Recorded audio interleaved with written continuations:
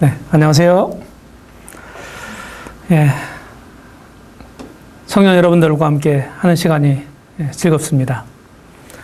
이번 시간에는 여러분들이 해야 할 일에 대해서 세 가지로 나누어서 말씀드리려 합니다.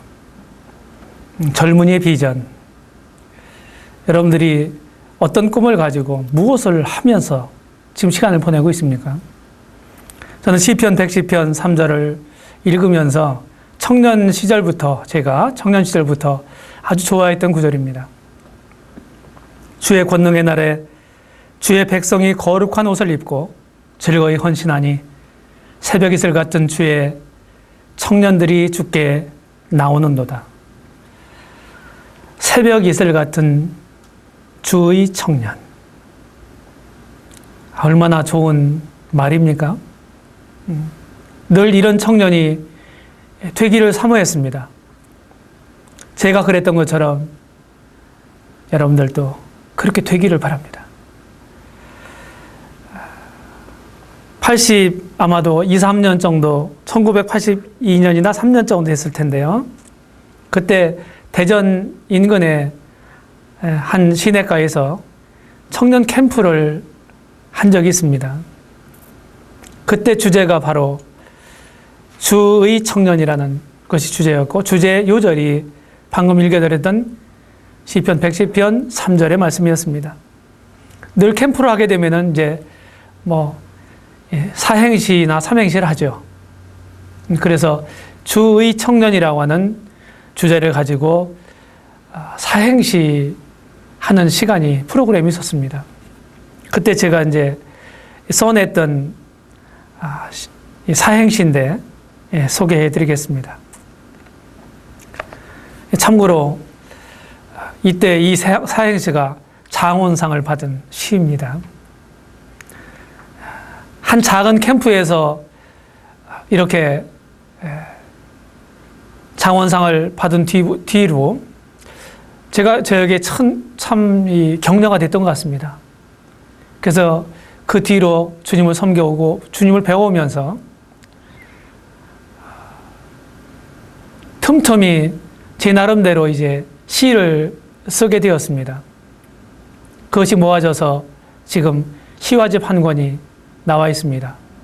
자그마치 한 권의 시화집 속에 173편의 시가 들어 있습니다. 소개해 드리겠습니다. 한번 운을 떼주시겠어요? 주의 청년. 주 예수의 부름받은 젊은 자들은 의를 위해 핍박받는 하늘의 군사. 청결한 양심으로 세상에 살고 연민의 정 영혼 위에 눈물 흘리네. 여러분들도 한번 시를 써보시기 바랍니다. 전도서 12장 1절에 이런 말씀이 있습니다. 너는 청년의 때 곧 곤고한 날이 이르기 전 나는 아무 낙이 없다고 할 해가 가깝기 전에 너희 창조자를 기억하라. 이것은 이스라엘의 아주 전성기의 왕이었던 솔로몬이 쓴 성경 중에 전도서라고 하는 책의 마지막 장에서 하고 있는 말씀입니다. 지혜의 왕 솔로몬이 그의 초기에는 아가서를, 그 중년에는 잠언을, 그의 말년에는 전도서를 썼다고 믿습니다. 그의 인생을 마감하면서 잠시 그가 말년에 하나님을 떠나고 세상 쾌락 가운데, 우상 숭박 가운데 있다가 돌아와서 전도서를 기록했다고 믿는데 결론이 이것입니다. 너는 청년의 때 너희 창조자를 기억하라. 이 솔로몬의 권면을 여러분들이 받으시겠습니까? 제가 미국을 여행한 적이 있어요.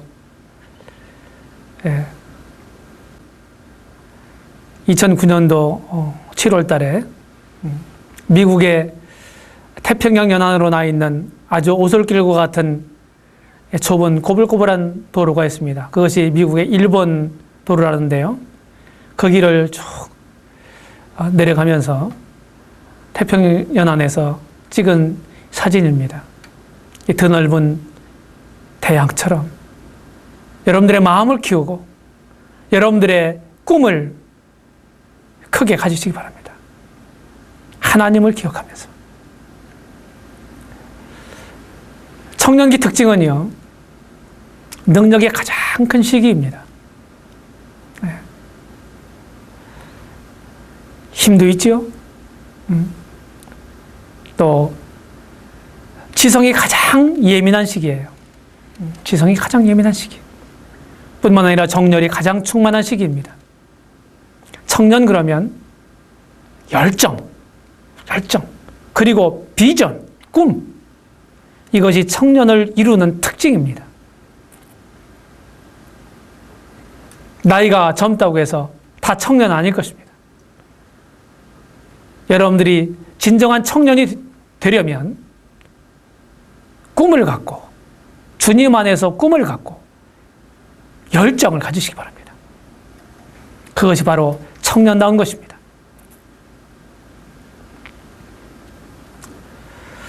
A.T. 피어슨이라고 하는 믿음의 사람은 청년기를 이렇게 예찬했습니다.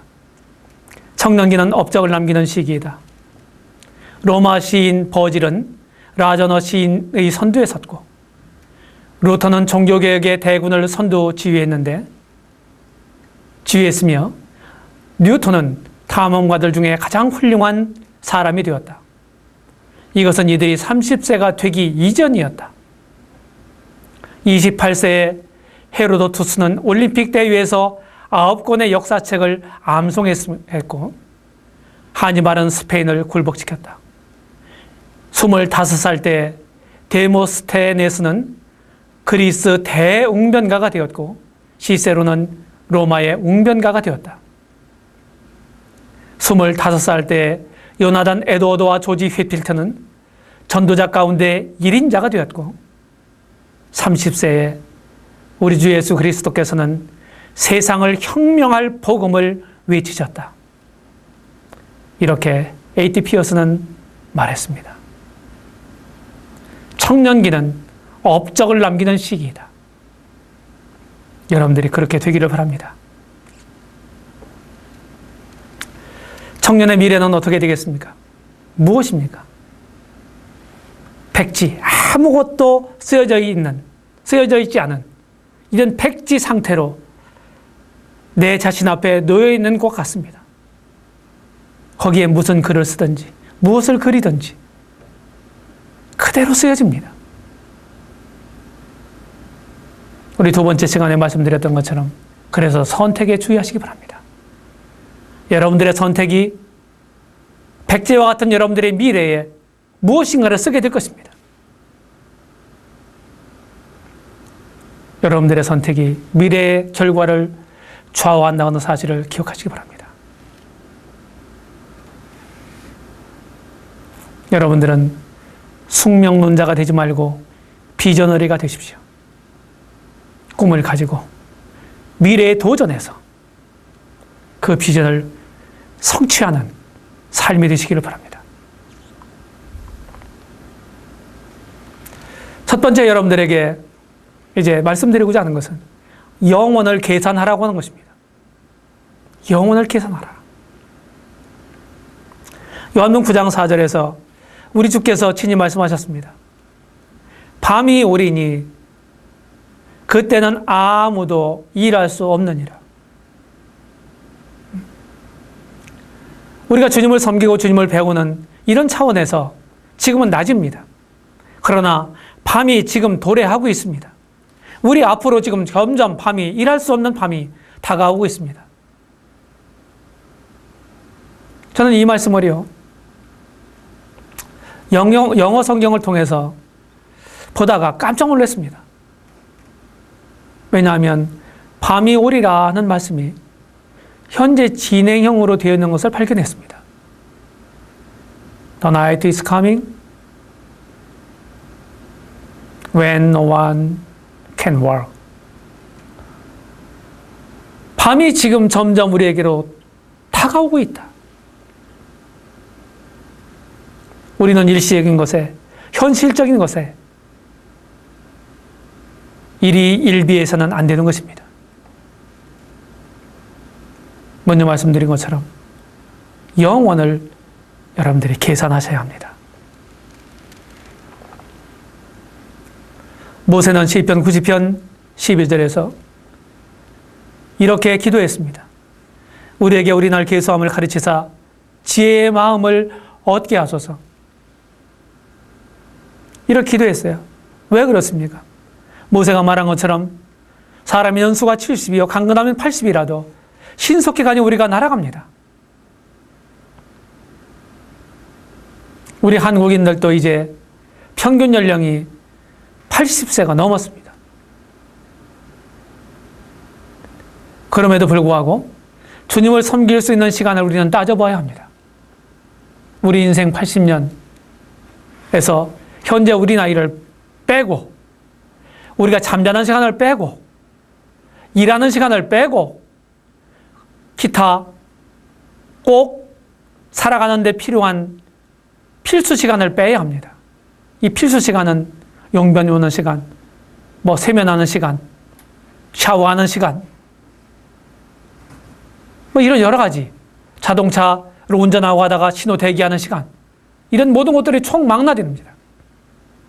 그러면 사실은 지금 30세 청년이라 할지라도 그의 80년 인생 가운데서 하루에 3시간 내지 4시간밖에 주님을 배우고 섬길 수 있는 시간이 없다고 하는 사실을 기억하시기 바랍니다. 우리 인생은 초로 인생이라 했습니다. 초로 인생. 아침에 일어나면 풀잎에 맺혀 있는 이슬. 태양이 이제 떠오르면 그 이슬은 금방 사라져 없어질 것입니다. 시편 90편 5절에 모세는 인생을 잠자는 것에 비유했습니다.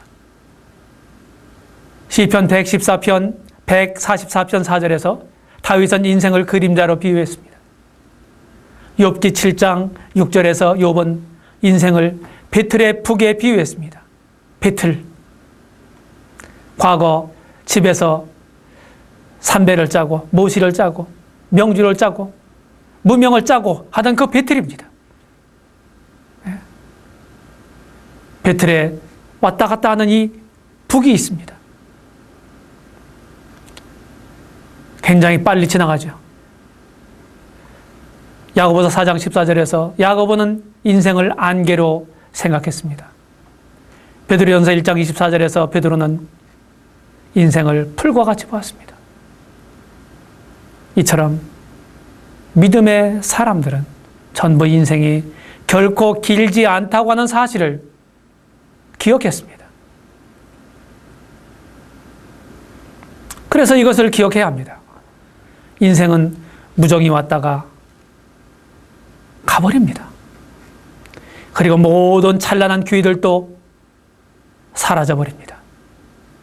장의사, 연구차, 묘지는 다 같이 이 세상에서 영구히 살려고 하는 듯한 우리의 무사 태평한 생활 태도를 지금 비우고 있습니다.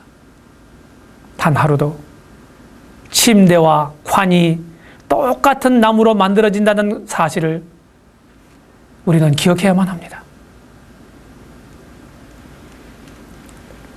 그럼 영혼이란 무엇일까요? 영혼은 해안이 없는 태양입니다. 영혼은 끝이 없는 시간입니다. 영혼은 영원히 현재하는 그 순간입니다. 영혼은 하나님의 생존 시간입니다. 우리의 일평생이 한 점이라면 영혼은 양쪽으로 끝이 없는 직선과 같습니다. 헤드릭 발론이란 분이 이 영혼을 이렇게 표현했습니다. 스비스자지라고 불리는 나라의 북쪽에 바위 하나가 우뚝 서 있었어요. 그 바위의 높이와 폭이 각각 160km나 됩니다. 높이와 가로와 세로가요. 그 바위에 1000만 년 만에 한 번씩 조그만 새가 날아와서 자기 주둥이로, 부리로 날카롭게 갈고 가요. 자기 부리를. 이렇게 해서 그 바위가 닳아 없어진 때가 영혼의 하루와 같다. 이렇게 영혼을 표현했습니다. 시간 속에 살고 있는 우리들은 영혼을 우리 지성으로 다 이해할 수 없습니다. 믿는 우리들에게 영생을 약속하셨습니다. 우리가 사는 평균 수명을 다 산다 할지라도 그것은 영혼에 비해서 너무너무 하찮은 것에 불과한 것입니다. 뿐만 아니라 로랜드 딕슨이란 분이 이렇게 영혼을 표현했습니다. 큰 바다 대양을, 태평양과 같은 대양을 달리던 커다란 희선을 타고서 바느질을 할 때 이 손가락에 끼는 골무가 있습니다. 골무. 조그만 골무죠. 골무에 끈을 메어서 그것을 기선 밖 바닷물에 떨어뜨려서 대양에서 취한 물이 가득 찬 후에 끌어올려보라. 이것은 영혼의 대양에서 취한 시간을 말해준다. 그 골무로 그 큰 대양의 물을 다 퍼서 대양이 말라질 때까지 그것이 그렇게 표현해도 그것은 영혼의 한 부분에 불과할 것입니다. 밀란 사원이라는 곳에 문에 이런 글귀가 적혀 있다고 합니다. 우리를 기쁘게 해주는 모든 것은 다만 일순간에 불과하다. 영원한 것만이 중요하다. 우리는 현실에 존재하는 일시적인 것에 울고 웃습니다. 일이 일비하는 것입니다. 그것은 지나가 버릴 것입니다.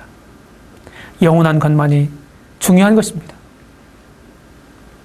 그렇다고 한다면, 크리스찬이라고 한다면 어떻게 해야 되겠습니까? 크리스찬이라고 하는 이 신분을 가진 우리들은 영혼의 실제를 꽉 잡고 있어야 합니다. 이 영혼의 무서운 현실과 은밀한 대화를 해야만 합니다. 그러면 우리의 이 두 눈에는 색다른 광채가, 우리의 마음에는 색다른 결의가 일어나게 될 것입니다. 우리는 오늘, 현생을 위해서가 아니라 바로 그날을 위해서 살아가야 하는 것입니다.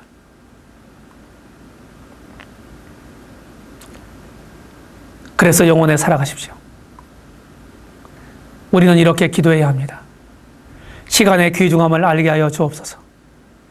온갖 낭비의 어리석음을 깨닫게 하여 주시옵소서. 그리고 저의 의지가 죽든지 살든지 주께 복종하는 것이 되게 하여 주시옵소서. 주 예수님, 저의 평생의 영광을 받으시옵소서. 주님의 눈으로 제 평생 저를 인도하여 주시옵소서. 합당하신 때, 그리고 원하시는 대로 저를 사용하여 주시옵소서. 그러면 제게 있어 살거나 죽는 것이 그리스도가 되겠나이다.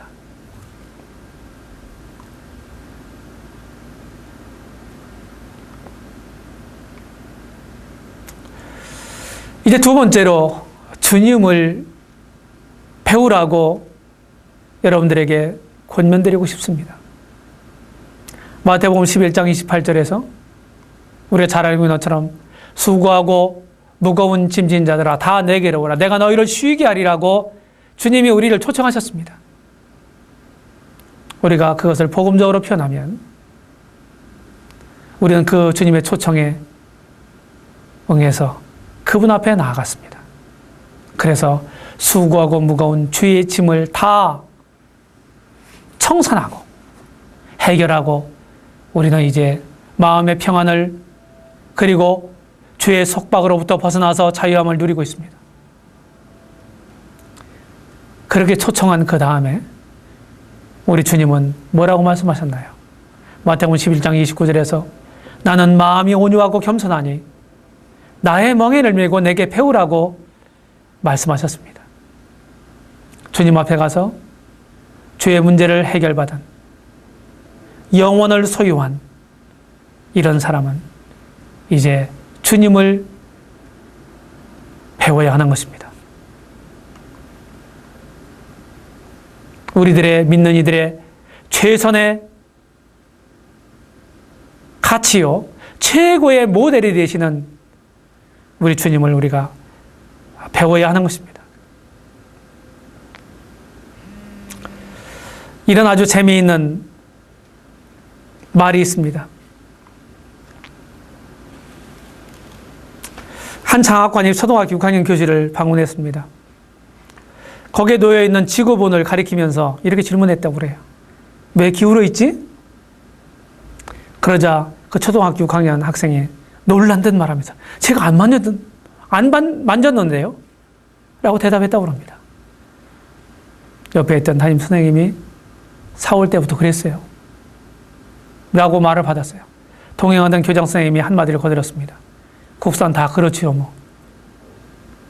장학관은 어이없다는 표정으로 할 말을 잃어버렸습니다. 제가 이런 예화를 드리는 이유는 선생님들, 교장 선생님들을 폄하하기 위한 게 결코 아닙니다. 이런 우스꽝스러운 농담 같은 이런 말을 통해서 우리가 한 가지 배울 수 있는 게 있습니다. 아는 것이 얼마나 중요한가. 우리는 아는 대로 행하고 아는 대로 살아갑니다. 그렇다고 한다면 우리가 어떻게 알 수 있을까요? 우리가 지금 알고 있는 모든 것은 배움이라고 하는 통로를 통해서 우리가 알게 된 것입니다. 배우지 않고 알 수가 없습니다. 그렇다고 한다면 우리 주님이 나의 멍에를 밀고 내게 배우라고 하신 이 말씀이 얼마나 주님을 믿는 사람들의 마음 가운데 새겨야 할 그런 말씀이 되겠습니까?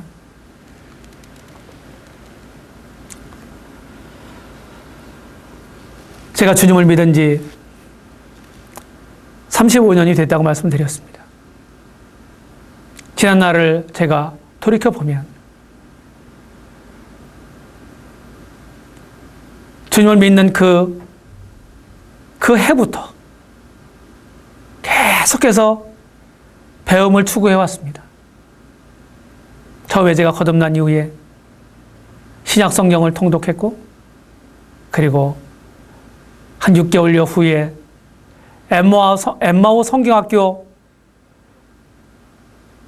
성경 교재를 모두 공부했습니다. 너무너무 그것이 저희 마음에, 저희 입에 달았습니다. 마치 배고픈 사람처럼 헐떡이면서 주님 말씀을 구했습니다. 그리고 교회에 더해져서 교회 활동을 하면서, 청년이 활동을 하면서 많은 것들을 배웠습니다. 제 개인적으로 이제 문명의 이기인 강의 테이프라든지 이런 여러 가지 서책을 통해서 배우게 됐습니다. 그리고 또 함께 성경 공부를 하고 가르치면서 귀한 배우는 계기가 되었습니다. 주님을 섬기면서 많은 가르침을 주님이 저에게 주셨던 것입니다. 그래서 그런 주께서 여러 가지 통로를 통해서 믿음의 선배들을 통해서 가르쳐 주신 그런 것들을 이제 믿음의 사람들, 믿음의 후배들과 함께 나누고자 하는 그런 일념으로 제가 신앙 성경교재를 집필하기 시작했습니다. 그것이 벌써 10년이 넘었습니다. 지금은 약 20여 권의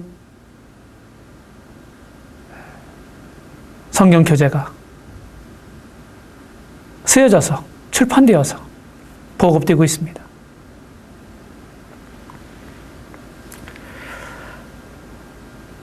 좋은 신앙양서 한 권이 한 사람의 일생을 바꿀 수 있습니다. 그렇기 때문에 잘 선정된 신앙 양서는 그 사람에게 얼마나 큰 영향을 끼칠지 모릅니다. 성경에 나타나 있는 구원사를 탁월하게 다뤘던 에릭 사우어가 쓴 세계 구속의 여명, 십자가의 승리, 만물의 영장이라는 책을 통해서 많이 배우게 됐습니다.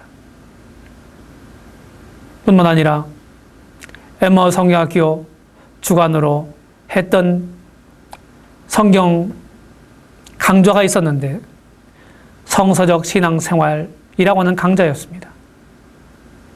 송찬호 목회자님께서 하셨던 것인데 큰 유익을 받았습니다.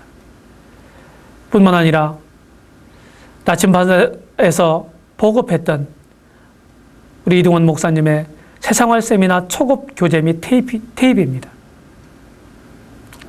제가 청년기에 바로 이 세미나 교재와 테이프를 통해서 많은 도움을 받았습니다.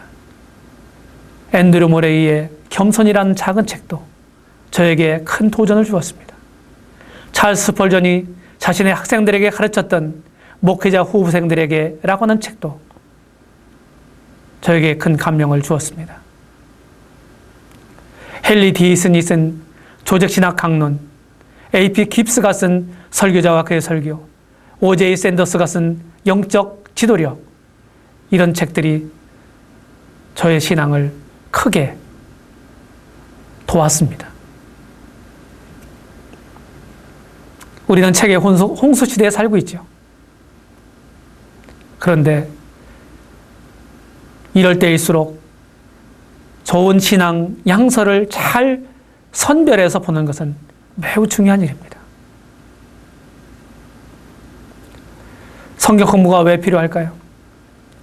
성경 지식은 그리스도인 인격의 기본입니다. 우리는 먼저 어떤 성경에 대한 알을 통해서 우리 신앙이 되고 그리고 그 신앙대로 살아가기 때문에 성경에 대한 지식은 매우 중요한 것입니다. 뿐만 아니라 효과적인 기독교 봉사에 대한 조건이기도 합니다. 우리는 성경을 열심히 공부해야 합니다. 총기가 있을 때, 암기력이 왕성할 때, 잘 이해력이 발달되어 있을 때, 이 청년기에 하나님 말씀인 성경을 공부하는데 우리는 몰두해야 합니다.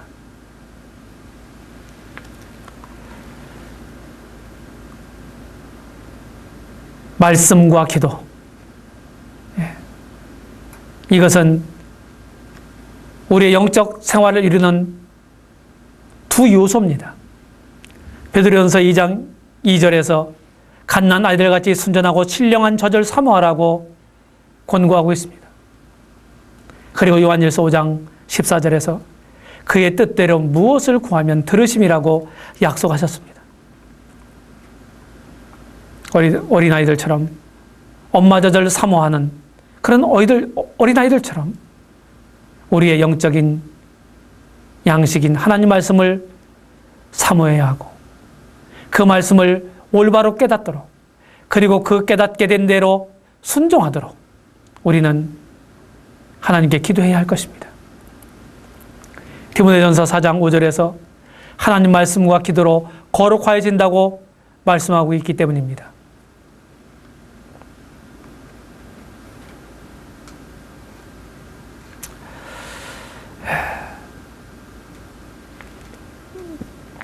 세 번째로는 이제 하나님께 드리라고 헌신하라고 여러분들에게 권고하고 싶습니다. 왜냐하면 고린도후서 6장 19절로 20절에서 너희는 너희 것이 아니라 값으로 산 것이 되었으니 그런즉 너희 몸으로 하나님께 영광을 돌리라고 말씀하고 있기 때문입니다. 내가 참으로 구속받은 사람이라면, 우리 주님을 참으로 믿는 사람이라면 우리는 그분께 구속된 사람입니다. 죄의 노예로부터, 사단의 속박으로부터 정당한 값을 지불하고 우리를 사내서 당신의 사람이 되게 하셨습니다. 그래서 예수님을 믿는 사람들을 크리스찬, 그리스도인이라고 부릅니다. 말씀에 있는 대로 이제 우리는 우리 것이 아닙니다. 값으로 산 것이 되었습니다.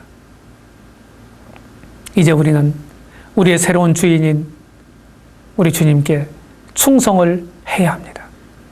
우리 몸으로 하나님께 영광을 돌려야 하는 것입니다.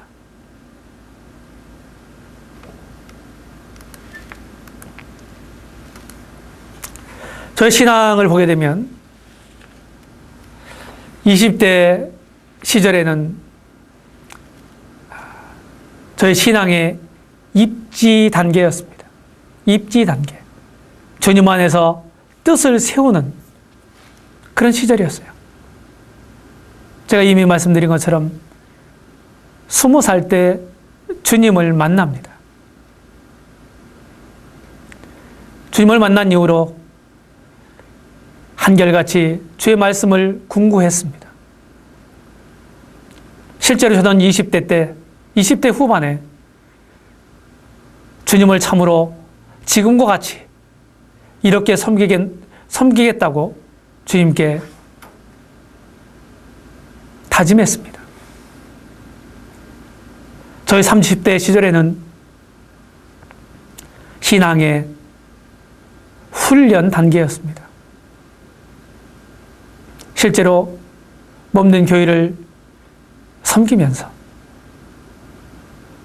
여러 모양으로 가르침받고 훈련받았습니다. 40대 시절에는 신앙의 헌신 단계였습니다. 인생 나이 40을 부록이라고 말합니다. 인생 나이 40이면 자기 얼굴에 책임을 져야 한다고 하는 말도 있습니다.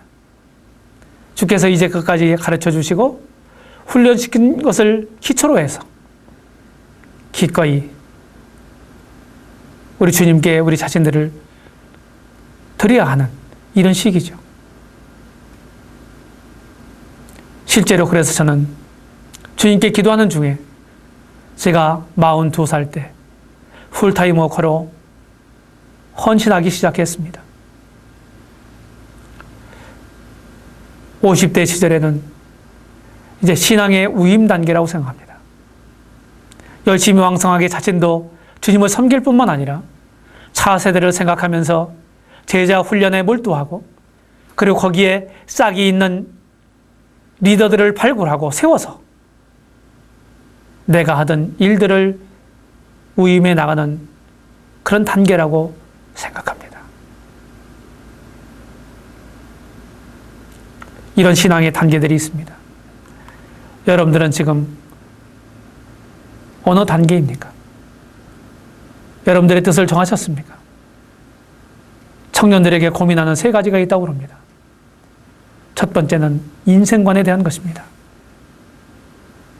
내가 누구인가? 나는 어디로부터 왔는가? 이 알쏭달쏭한 질문에 대한 답을 성경으로부터 분명하게 얻어야 합니다. 제가 믿음을 갖기 직전에 이와 같은 해답 없는 철학적 질문들을 스스로에게 하면서 고민에 빠졌던 적이 있습니다. 여러분들은 누구입니까? 어디로부터 왔습니까? 어디로 가고 있습니까? 이런 인생관을 성경을 통해서 분명하게 가지시기 바랍니다. 또 한 가지 청년들이 갖는 고민 중에 하나는 이성관입니다. 이성관. 누구와 함께 할 것인가? 내 평생 동안 내 반려는 누구인가 하는 것입니다. 관심이 많죠? 신앙 안에서 정하시기 바랍니다. 신앙 안에서. 고린도후서 6장 14절에서 너는 믿지 않는 자와 멍에를 같이 하지 말라고 말씀합니다. 이 말씀이 꼭 결혼에만 해당되는 말씀은 아니지만 결혼에도 적용할 수 있는 말씀이라고 생각합니다. 우리의 생각이 다르면 가는 길도 다르죠. 하는 행위도 다르죠. 사는 방법도 달라져요. 신앙의 동질성을 확보한 배우자, 아주 중요합니다. 또 청년들이 고민하는 또 한 가지는 직업관입니다. 내가 일생 동안 무엇을 하며 살 것인가? 무엇을 하며 살 것인가? 우리는 일해야 합니다.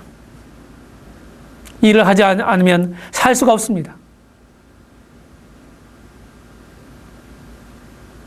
저처럼 풀타임 워커도 열심히 주님 일을 해야 합니다. 그래야만 일하는 일꾼에게 먹을 것을 주님이 주신다고 말씀하셨습니다. 대부분의 사람들이 이 세상에서 이 직업을 가지고 그 직업을 통해서 필요를 공급받으면서 살아갑니다. 나는 무엇을 하면서 내 인생을 살아갈 것인가? 여러분들이 직업을 선택함에 있어서 주님의 뜻을 이루는, 주님의 뜻을 이루기 쉬운 그런 일도 있습니다. 우리의 모든 직업이 사실은 내가 서 있는 그곳이 선교지라고 하는 말도 있습니다. 틀림없는 말이죠.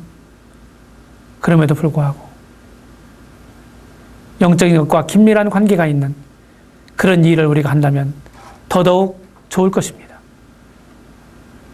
이런 문제들을 여러분들이 해결하실 수 있게 되기를 바랍니다. 자, 저는 하나님의 소명을 받은 것에 대해서 말씀을 드리겠습니다. 하나님을 전적으로 섬기기 위해서는 소명을 받아야 되죠. 하나님 어떤 개인의 한 사람 마음 가운데 주권적으로 소명하십니다. 그러면 하나님의 그 소명을 받은 그 사람은 자신 속에서 그런 소원을 하나님의 깊으신 뜻을 품고 자원해서 섬기게 됩니다. 이렇게 될 때 교회의 인정을 받게 되고 청거를 받게 되는 것입니다. 그럼 소명을 어떻게 분별할까요? 저는 삼박자 분별이라고 하는 말을 씁니다. 본인이 먼저 소원해야 하고, 그리고 가족이 동의해 줘야 되고, 특별히 아내가 동의해 줘야 합니다. 그리고 섬길 교회가 인정해 줘야 하는 것입니다. 이것이 맞아떨어져야 원활하게 일을 해갈 수 있어요. 그 소명의 결과는 무엇입니까? 감당할 수 있는 능력을 주실 것이고, 일할 수 있는 사역지를 주실 것이고, 그리고 생활의 필요를 부르신 그분께서 공급하실 것입니다. 모든 일에는 하나님이 주권적으로 행하십니다. 우리는 그 하나님의 뜻을 분별하고 그 뜻에 따르고 순응하는 것이 우리의 책임입니다.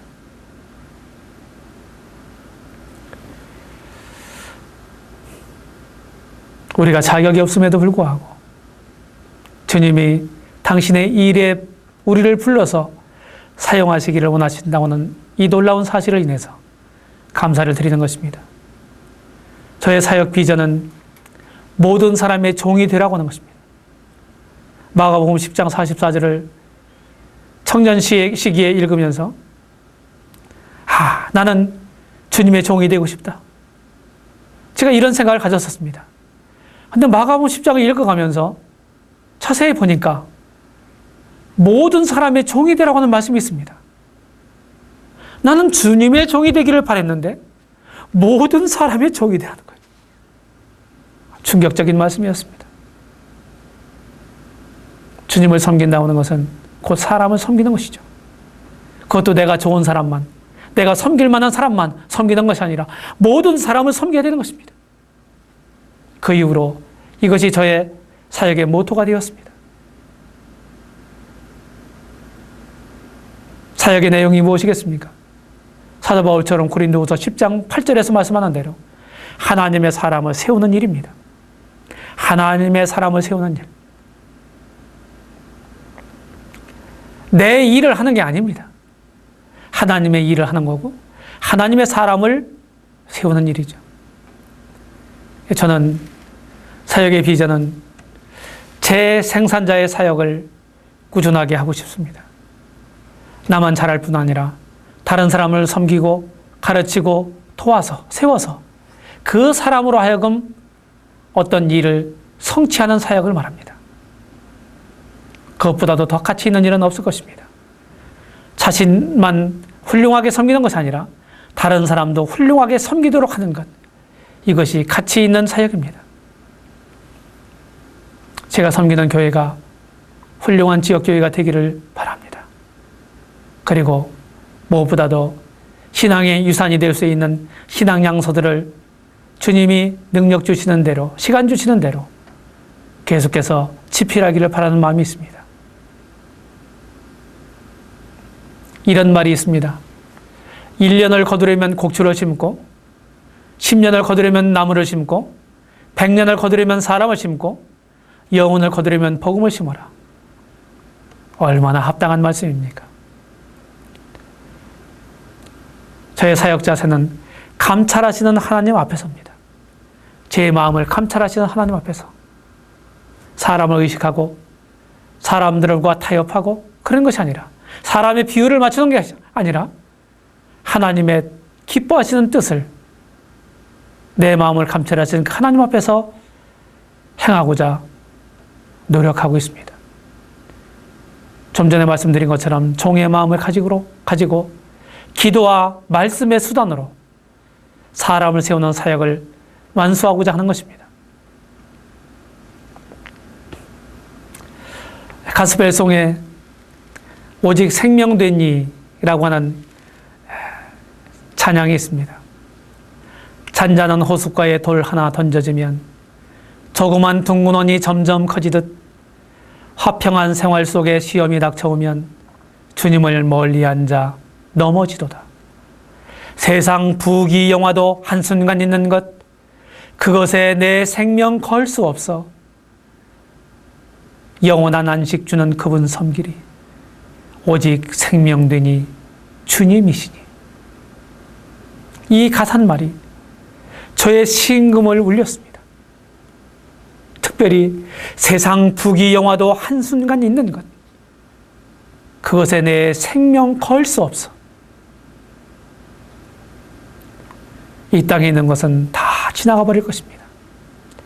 영혼에 투자하는 우리들이 되기를 바라는 것입니다. 이제 결론을 말씀을 드리겠습니다. 결론 첫 번째, 세 가지를 확립하십시오. 그 첫 번째는 자아 정체성을 확립하시기 바랍니다.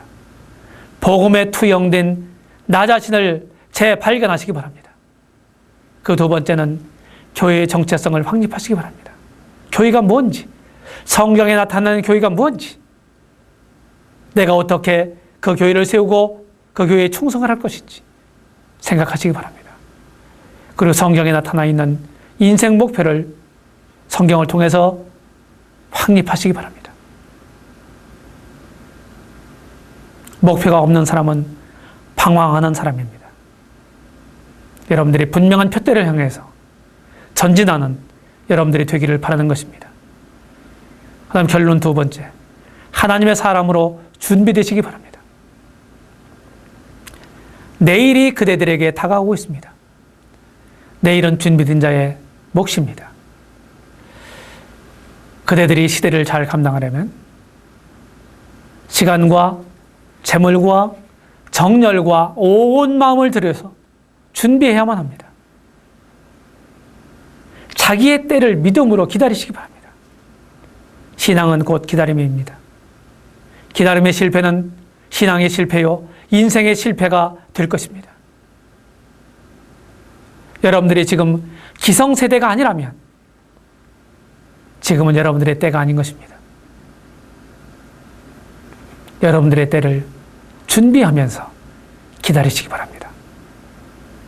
무엇보다도 주님이 기뻐하시는 그분을 닮은 그리스도의 사람이 되시기를 바랍니다.